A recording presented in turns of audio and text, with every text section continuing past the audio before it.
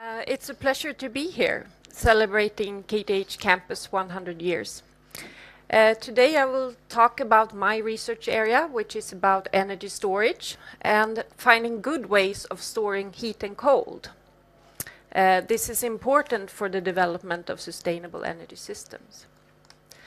So we work with new technologies, developing, researching. Still, there's a lot of things we can learn from the past. And here you see some pictures showing ice harvesting in the United States.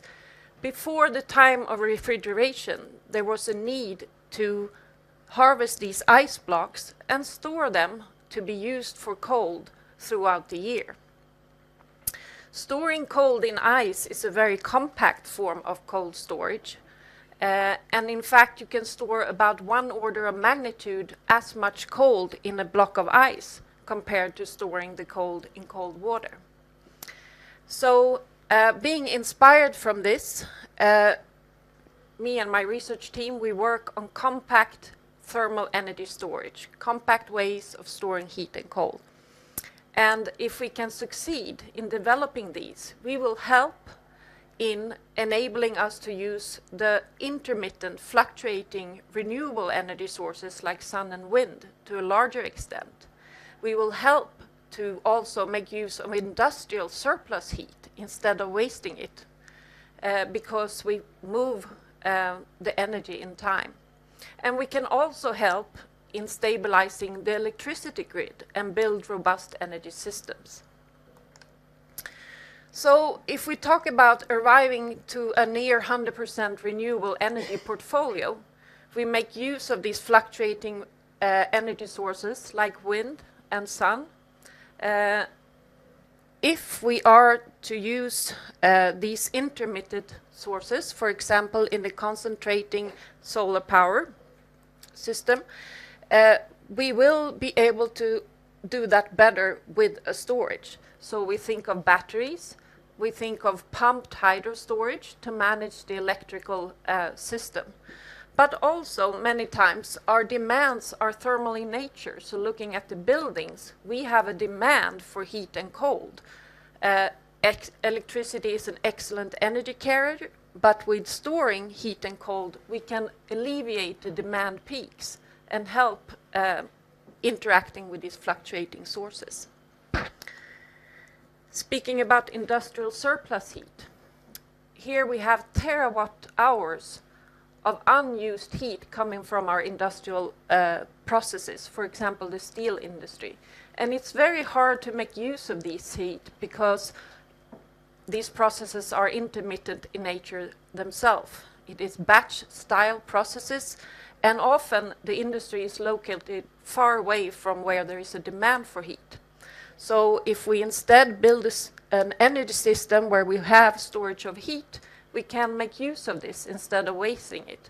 For example, using industrial process heat that comes as a surplus in our buildings for heating, or co-locating other heat demanding activities like commercial greenhouses or laundry facilities near to the industry. The problem is that supply and demand may not match, so we may need to have a compact heat storage to realize this. And thirdly, how we can get a robust electricity system. Well, we don't want to have blackouts like in these pictures in our electricity grid. And they can be often caused by high peak demands in electricity. So working with the demand side, where we have a demand for heat and cold, we can help reducing these peaks and stabilize the electricity system as well. So, talking about heat and storage, heat storage and cold storage, we talk about thermal storage. And they can be bulky, a hot water storage. How much can it really have as a capacity?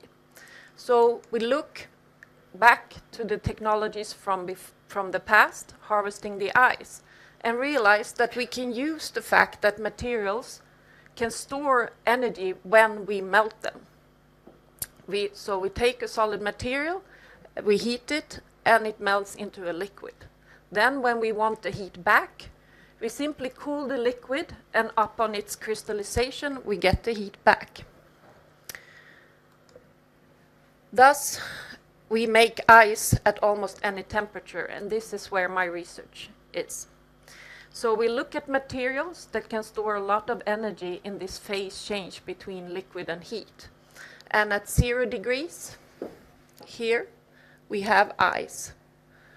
But we can have many other materials, paraffins, sugar alcohols, fatty acids, salt hydrates, etc., that changes phase between liquid and solid at other temperatures.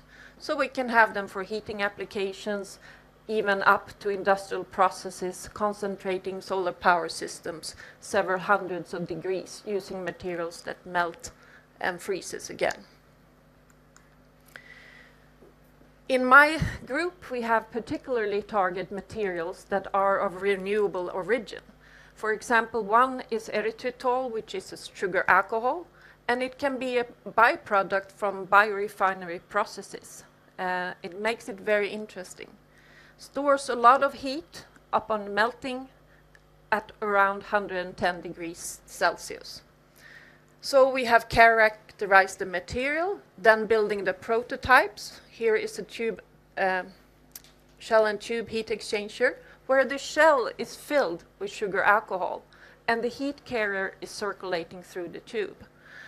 Then we confirm that we can pack about 100 kilowatt hours of heat per cubic meter using this technology. Or if we think of a standard 40-foot container, it is about 3 megawatt hours of heat in that container, ready to be discharged at district heating temperatures. Going even further in terms of how much energy heat we can store in a volume, we also look at reversible chemical reactions that are known. And one example here is calcium oxide. If we pour water on calcium oxide, a lot of heat is evolved. And the reaction here is a hydration, so we get calcium hydroxide. This is reversible, so then when we charge with the system with heat, we remove the water and get our calcium oxide back. The trick of the trade here to get this into a functional energy storage is to work with the reactor design. We need to make sure that this reaction can go back and forth many times, perhaps several times per day, charging and discharging heat. We characterize how heat and mass, that is the water vapor, is interacting with the calcium oxide, how that occurs inside the reactor. And then we look at the cyclic behavior of this known reaction. Upon succeeding, we approach 500 kilowatt hours of heat per ton of material. So that's an order of magnitude still over storing heat in water. So technologies for storing heat and cold are advancing beyond the hot water storage and cold water storage. And we are actually approaching then the same energy density as biomass.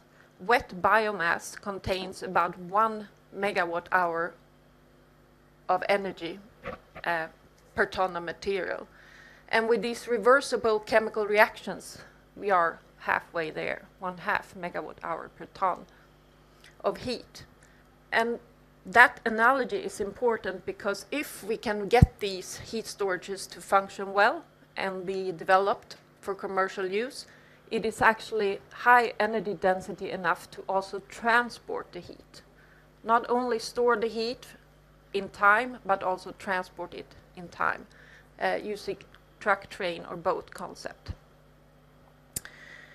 That's where I find inspiration in our everyday research. So, to conclude, I'm talking very fast here, I realize. We have the set goals of large amount of renewable energy technologies in our energy system. We target on the European level 50% renewable for electricity generation until 2050. And this will require terawatt hours of storage. Otherwise, we will have instabilities in the electrical grid. We may have shortages in some places, but probably more than that, we will have also surplus of electricity that we cannot accommodate if we over-install the capacity there, and then we would have to dump the electricity. Batteries and pumped hydro are definitely technologies to help stabilizing the electricity grid. Also, there are, on smaller time scales, supercapacitors and flywheels to be integrated. But thermal energy storage, the storage of heat and cold, can also help in realizing this vision and these goals by stabilizing the demand side. Our demand for heat and cold greatly affects the electricity network. So therefore, our research and development gives us inspiration to find new ways of storing heat and cold in compact ways. And thus, I can conclude that we need to use smart management of energy in time, and that includes also the storage of heat and cold. Thank you.